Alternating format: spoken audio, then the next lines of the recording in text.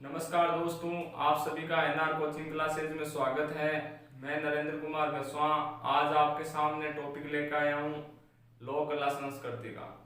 English का साथ में चलेगा और साथ में ये भी चलेगा क्योंकि राजस्थान पुलिस की जो डेट निश्चित होने वाली है, इसके अलावा रीट का भी जो सिलेबस है वो जारी होने वाला है। इसलिए मैंने ये लोक कला संस्कृति की जो क्लास है, जो सेशन है वो लगाया है और आज से हम इसको शुरू करेंगे।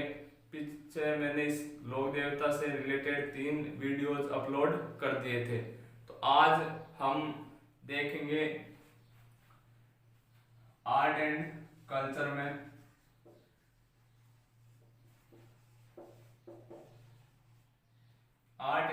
में हम लोक देवता पढ़ रहे थे।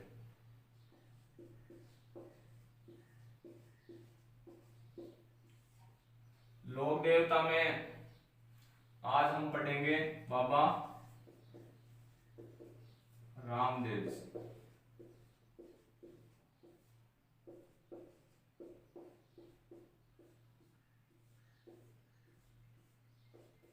तो देखो, हमने पिछले जो 3 वीडियो अपलोड किए थे उसमें हमने बाबू जी के बारे में पढ़ लिया था, मांगलिया मेहा जी के बारे में पढ़ लिया था, हड़बू जी के बारे में पढ़ लिया था, जो पंचपीरू में शामिल है। ये भी बाबा रामदेव जी किस में शामिल है? पंचपीरू में शामिल।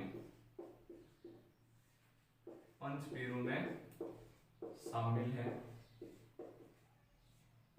तो देखो, बाबा रामदेव जी किस वंश थे, वंशज किसके वंशज थे, और इसके अलावा बाबा रामदेव जी किस जाति से थे, इसके बारे में देखो जानकारी देते हैं। तो इनका जो वंश था, यानी किस वंश से थे या किसके वंशज थे, तो ये अर्जुन के वंशज माने जाते हैं।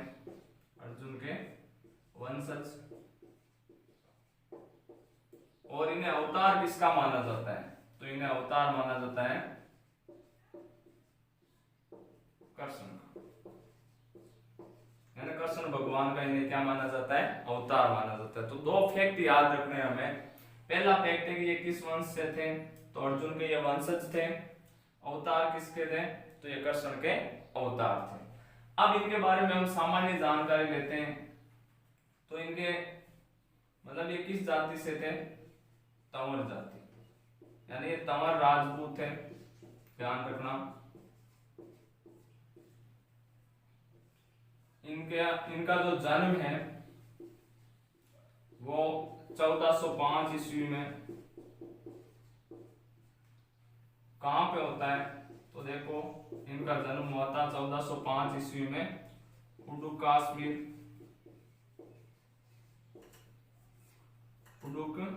कश्मीर शिव तहसील बाड़मेर।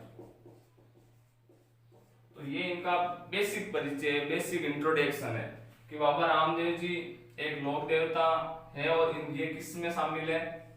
पंचपीरू में शामिल है। किस वंश से थे? अर्जुन के वंशज थे। ये अवतार किसका माना जाता है? तो इन्हें कृष्ण का अवतार माना जाता है। और ये किस जाति से थे? तो तंवर, या जो राजपूतों में जो तंवर जाति है उनसे ये संबंधित थे। इनका जन्म हुआ था 1405 ईस्वी में, और कहां पे हुआ था? तो उडुक कश्मीर और शिव तहसील और बाड़मेर में इनका जन्म हुआ था। तो देखो, आगे बाबा रामदेव जी के बारे में देखते हैं। तो इनका जन्म हुआ था 1405 ईस्वी में उडुक कश्मीर शिव तहसील और बाड़मेर में। अब इनके बारे में देखो बेसिक जानकारी लेते हैं। तो इनके जो पिता जी का नाम था, इनके पिता थे अजमल जी तंवर। इनके पिता का क्या नाम था? अजमल जी तंवर। इनकी माता का नाम था मेणा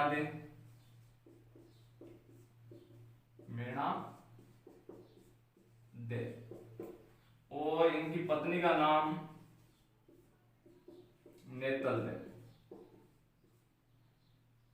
पत्नी का नाम क्या था? इसे नेतल का बरतार बोला जाता है। मतलब जो मारवाड़ी सॉन्ग्स होते हैं उनमें जब ये बाबा रामदेव जी का जो गाने गाए जाते हैं तो उसमें इन्हें नेतल का बरतार बोला जाता है। तो इस तरीके से आप याद रख लेना कि इनके पत्नी का नाम क्या था? नेतल। माता का नाम मेणा दे और पिता का नाम अजमल जी तंवर। इसके अलावा जो ये नेतल है वो अमरकोट की राजकुमारी थी। इनके पिता का नाम था दल्ले सिंह।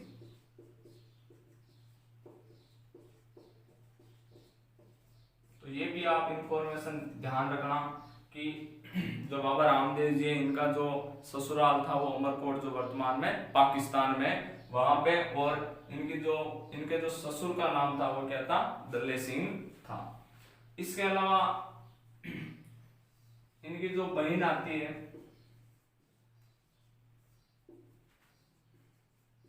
सुगनाबाई, और एक धर्म की बहन थी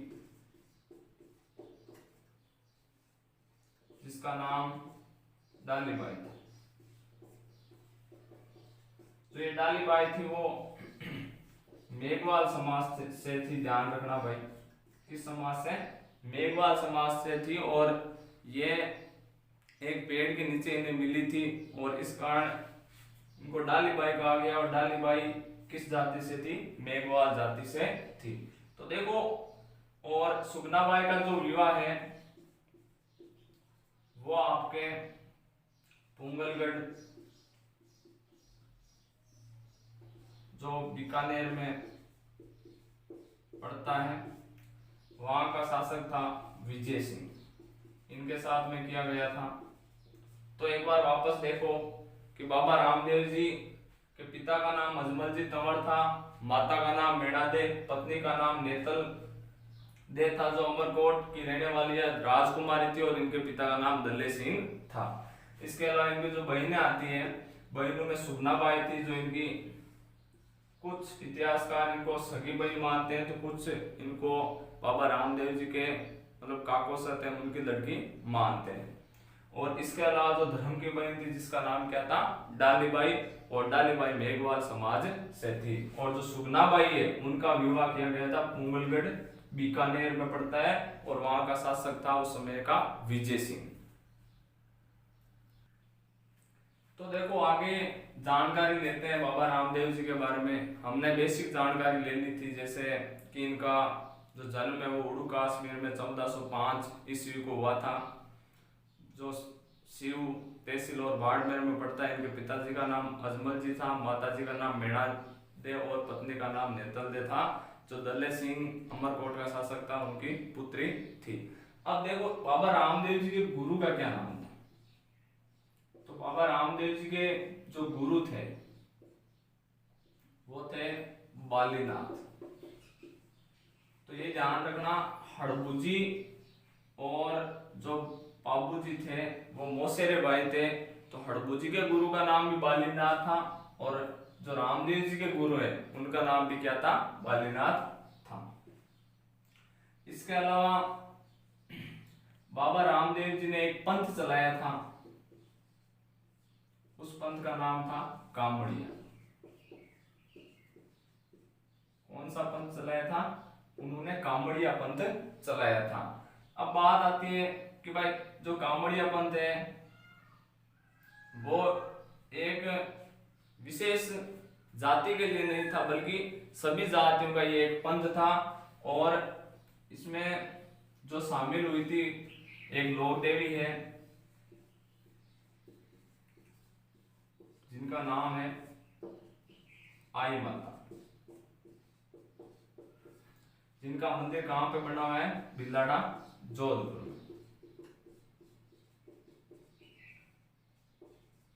तो ये इंपॉर्टेंट क्वेश्चन पाया आपका बनता है कि कामड़िया पंथ में शामिल होने वाली जो लोक देवी उसका नाम क्या है, या इसे हम फिर बोल सकते हैं जो आई माता है ये थी रामदेव जी की शिष्य।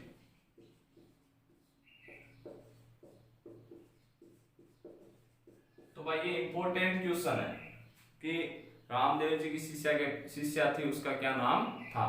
तो वो थी आई माता। आई माता का जो मुख्य मंदिर है वो जोधपुर के जो बिलाड़ा नामक गांव में वहां पे बना हुआ है। तो इसमें जो अगर पूछा जा सकता है आपसे कि कांवड़िया पंथ में शामिल होने वाली जो पहली महिला या जो रामदेव जी की शिष्या थी उसका नाम क्या था, आई माता, और जिसका मंदिर कहां पर बना हुआ है, बिलाड़ा जोधपुर में। इसके अलावा बाबा रामदेव जी ने एक आंदोलन चलाया था जिसका नाम था शुद्धि आंदोलन। शुद्धि आंदोलन का जो प्रमुख उद्देश्य था वो क्या था कि कुछ हिंदुओं ने मुस्लिम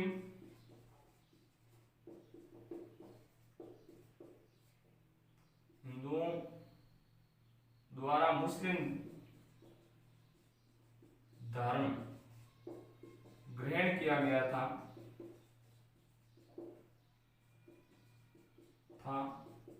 उनको वापस हिंदू धर्म में लाना। तो ये इसका उद्देश्य था कि जो बाबा रामदेव जी ने जो शुद्धि आंदोलन चलाया था उसका जो मुख्य जो पर्पस था, उद्देश्य था, वो क्या था कि भाई कुछ लोग थे जो पैसों के दबाव में आके जिन्होंने क्या ग्रहण कर लिया था, मुस्लिम धर्म या जो मुस्लिम धर्म है उसको ग्रहण कर लिया था। और बाबा रामदेव जी ने शुद्धि आंदोलन चला के उन जो हिंदू लोग थे जिन्होंने मुस्लिम धर्म ग्रहण कर लिया था उनको वापस हिंदू धर्म में मिलाया, उनको वापस कौन सा धर्म ग्रहण करवाया, हिंदू धर्म ग्रहण करवाया। तो आंदोलन कौन सा चलाया था, शुद्धि पंथ कामड़िया, और उनके गुरु का नाम क्या था, और मौसेरे भाई कौन थे, मौसेरे भाई यानी मासी को लड़को, तो उनका नाम था हड़बूजी, हड़बूजी सांकल। तो एक बार वापस देखो, गुरु का नाम बालीनाथ, पंथ कामड़िया चलाया था, उसमें एक लोक देवी थी जिसका नाम था आई माता, जिनका मुख्य मंदिर बिलाड़ा जोधपुर में बना हुआ है। और वो उन्होंने किसका शिष्यत्व ग्रहण कर लिया था, बाबा रामदेव जी का, मतलब वो बाबा रामदेव जी की शिष्या बन गई थी। मौसेरे भाई हड़बूजी थे और उन्होंने एक आंदोलन चलाया जिसका नाम क्या था, शुद्धि आंदोलन था। और शुद्धि आंदोलन का उद्देश्य क्या था कि कुछ लोगों ने हिंदू धर्म से हटकर मुस्लिम धर्म ग्रहण कर लिया था और बाद में बाबा रामदेव जी ने उन्हें वापस हिंदू धर्म ग्रहण करवाया। अब देखो बाबा रामदेव जी के जो प्रमुख मेले हैं उनके बारे में चर्चा करते हैं। तो जो मेले हैं वो पहला मेला सबसे बड़ा, जो भारत का सबसे बड़ा मेला, भारत का सबसे बड़ा मेला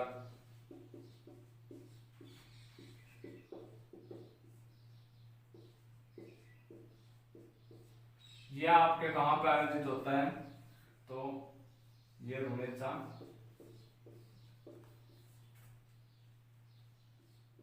जैसलमेर में आयोजित होता है। तो ये भारत का सबसे बड़ा मेला, आप ध्यान रखना, इसे रामदेवरा भी बोला जाता है, रामदेवरा। तो भारत का सबसे बड़ा रामदेव जी का मेला कहां पे पड़ता है, रुड़ेचा जैसलमेर, जिसे रामदेवरा भी बोला जाता है, और ये कहां पे पड़ता है, हमारे राजस्थान में। तो ये बेसिक इंफॉर्मेशन है। तो सबसे बड़ा मेला भारत का यही है। इसके अलावा जैसे राजस्थान का मिनी रामदेवरा, राजस्थान का मिनी रामदेवरा, ये कहां पे बढ़ता है, तो ये बढ़ता है आपके खूंडियास गांव, खूंडियास। और खूंडियास गांव कहां पे है, यह आपके अजमेर और पाली की सीमा पर है। अजमेर जिला और जो पाली जिला है उसकी सीमा पे जो ये स्थित है खूंडियास गांव, जहां जिसे क्या कहा जाता है, यहाँ पे जो रामदेव जी का मंदिर बना हुआ है, यहाँ पे मेला भी पड़ता है, मेले और मंदिर।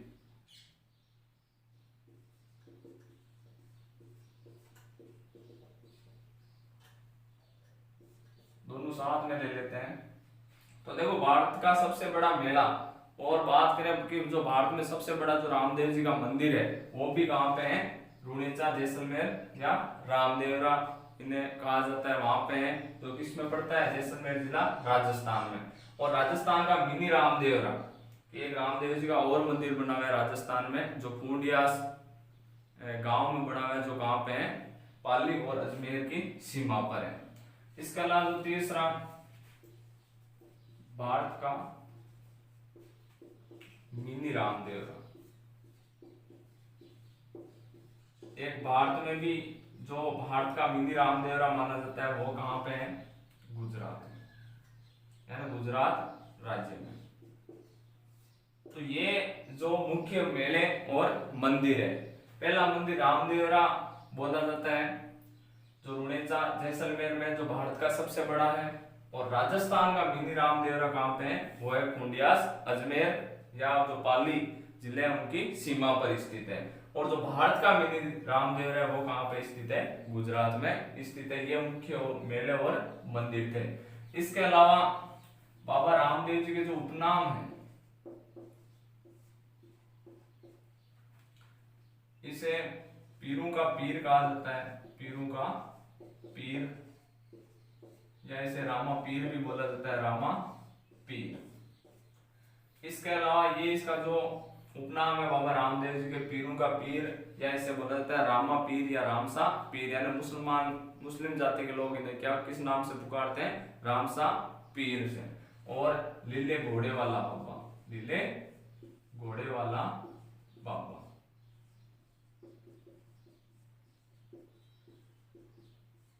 तो ये मुख्य थे क्या इनके उपनाम है। अब देखो बाबा रामदेव जी के बारे में हम कुछ विशिष्ट तथ्य पढ़ते हैं। जैसे तो पहले इसमें थोड़ा सा देख लेते हैं कि जो इनका जो मेले का आयोजन है वो कब होता है, मेला कब पड़ता है। तो देखो जो इनका मेला है वो भाद्रपद शुक्ल दूज, यानी ये तिथि मानी जाती है बाबेरी बीज, बाबेरी बीज इसे कहा जाता है, जो इसका उपनाम है। यानी इस भाद्रपद शुक्ल को क्या कहा जाता है, बाबेरी बीज भी कहा जाता है। इस दिन क्या हुआ था, बाबा रामदेव जी का जन्म या अवतार हुआ था। यानी भाद्रपद शुक्ल दूज से भाद्रपद शुक्ल 11 तक ये क्या करता है, मेले का या मेला जो बढ़ता है। यानी बाबा रामदेव जी का जो मेला है वो लगभग 10-11 दिनों तक बढ़ता है। यानी भाद्रपद शुक्ल दूज से भाद्रपद शुक्ल 11 तक इनका जो मेला है वो आयोजन, यानी इसके मेले का आयोजन होता है। इसके अलावा जो इनके भक्त थे, एक तथ्य ये हो गया। इसके अलावा हम तथ्य देखते हैं कि जो इनके भक्त हुए बाबा रामदेव जी के वो कौन कौन थे, या उनके जो साथ में उनके जो साथी थे, साथी बोल सकते हैं, या जो बाबा रामदेव जी के पद चिन्हों पर चले उन्हें उनके अनुयायी कह सकते हैं। तो देखो पहला आता है आपके रत्ना रेबारी, जो रेबारी या राय का जाति से था। दूसरा इसके जो भक्त थे उनका नाम था हरजी भाटी, हरजी भाटी। तो देखो रत्ना रेबारी, हरजी बाटी और लक्की बिंजारा, लक्की बिंजारा। तो ये क्या थे, इनके मुख्य 3 भक्त थे। याद रखना भाई ये इंपॉर्टेंट, जो इनसे क्वेश्चन बन सकता है कि इनमें से कौन ऐसा था जो बाबा रामदेव जी का एक अच्छा साथी था, एक अच्छा अनुयायी या भक्त था। तो इन तीनों में से कोई सा भी दे दे, रत्ना रेवारी या रायका, हरजी बाटी, लकी बिरजारा। इसके अलावा बाबा रामदेव जी ने जो पोखरण नामक स्थान है सातलमेर, वहां में एक राक्षस रहा करता था भैरव। उसका क्या किया था, वहां के लोग इनसे तंग आ चुके थे भैरव राक्षस से। तो बाबा रामदेव जी ने इनका क्या किया, सहन किया या वध किया। किसने किया, बाबा रामदेव जी। तो ये भी एक इंपॉर्टेंट फैक्ट है भाई, ध्यान रखना। यानी जो बाबा रामदेव जी ने वहां भैरव नामक एक पोखरण में राक्षस था सातलमेर नामक स्थान पे, तो वहां पे किसका वध किया था, इस भैरव राक्षस का वध किया था और पोखरण के लोगों को इस राक्षस से निजात दिलाई थी। तो ये मुख्य थी कि भाई मेला कब बढ़ता है। पहले तो ये इंपॉर्टेंट है, भाद्रपद शुक्ल दूज से भाद्रपद शुक्ल 11 तक। इनके भक्त कौन कौन है, तो रत्ना रेबारी, हरजी भाटी और लकी बिरजारा। इसके अलावा पोखरण नामक स्थान पर एक भैरव राक्षस रहा करता था, उनका वध किया और वहां के लोगों को उनसे मुक्ति दिलाई। अब देखो एक फैक्ट और है कि जो नेजा है वो क्या होती है, यानी पंचरंगी ध्वजा होती है बाबा रामदेव जी की, यानी जो भक्तगण है या बाबा रामदेव जी की जो पचरंगी ध्वजा होती है उनको किस नाम से, यानी उसका नाम क्या है, नेजा, या उसे किस नाम से पुकारा जाता है, नेजा नाम से पुकारा जाता है। इसके अलावा जो मेघवाल जाति के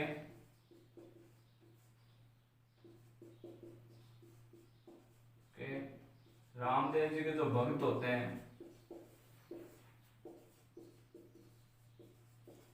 यानी बाबा रामदेव जी के जो मेघवाल जाति के जो भक्त होते हैं उन्हें क्या कहा जाता है, रीखिया। तो ये भी एक इंपॉर्टेंट क्वेश्चन बनता है कि जो मेघवाल जाति के जो बाबा रामदेव जी के भक्त होते हैं उन्हें किस नाम से जाना जाता है, रीखिया। और इसके अलावा जो बाबा रामदेव जी का जो मंदिर है वहां पे जो पुजारी होता है,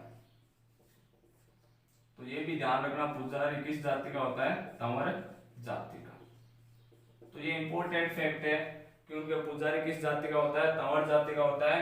नेजा क्या होती है, तो नेजा पंचरंगी ध्वजा होती है जो बाबा रामदेव जी के मंदिर में चढ़ाई जाती है।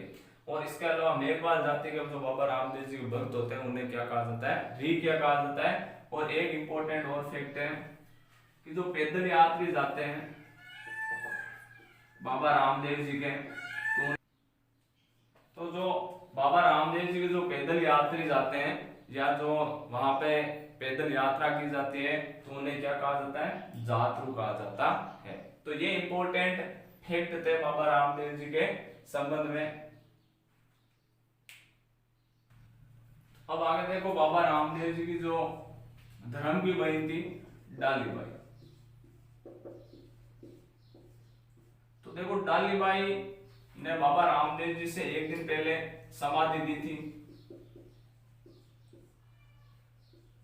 रुणेचा में एक तालाब बना हुआ है राम सरोवर, राम सरोवर की पाल पर किसने समाधि दी थी, बाबा रामदेव जी से एक दिन पहले डालीबाई ने समाधि दी थी। यानी बाई ने जो डालीबाई है उन्होंने समाधि कब ली थी, बाबा रामदेव जी से एक दिन पहले, मतलब इनने समाधि ली थी भाद्रपद शुक्ल दशमी को। और जो बाबा रामदेव जी हैं उन्होंने समाधि डालीबाई से एक दिन बाद ली थी, वो भी कहां पे ली थी, राम सरोवर की पाल पर। और कब ली थी, 1458 ईस्वी को। और उस दिन तिथि थी भाद्रपद शुक्ल एकादशी। इसी कारण इनका जो मेला है वो भाद्रपद शुक्ल दूज से शुरू होता है, इनके जन्म से शुरू होता है। और इनकी जो समाधि है उससे क्या होता है, वो पूर्ण होता है। मतलब इनकी जो समाधि उन्होंने ली थी भाद्रपद शुक्ल एकादशी को, और इसी दिन इनके मेले का क्या होता है, समापन होता है। इसके अलावा ये महत्वपूर्ण इसके तथ्य थे। इसके अलावा जो बात आती है आपके, इनके जो गुरु थे बालीनाथ, और इन रामदेव जी का खुद का भी जहां मंदिर बना हुआ है वो है मसूरिया पहाड़ी।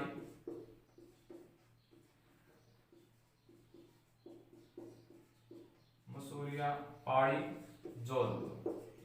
तो ये भी इंपॉर्टेंट फैक्ट है, ध्यान रखना भाई, कि जो बाबा रामदेव जी के गुरु थे बालीनाथ, और रामदेव जी का एक मंदिर बना हुआ है कि जो पैदल यात्रु हैं वो पहले वहां जोधपुर मसूरिया पहाड़ी के मंदिर पर जाते हैं और उसके बाद में रुणीचा जाते हैं। तो बालीनाथ जी का और रामदेव जी का एक मंदिर कहाँ पे बना है, मसूरिया पहाड़ी जोधपुर में बना हुआ है। इनकी जो धर्म की बहन थी डालीबाई ने, उन्होंने इनसे एक दिन पहले समाधि ली थी, और बाबा रामदेव जी ने 1458 ईस्वी में जो तिथि थी भाद्रपद शुक्ल एकादशी उस दिन समाधि ली थी।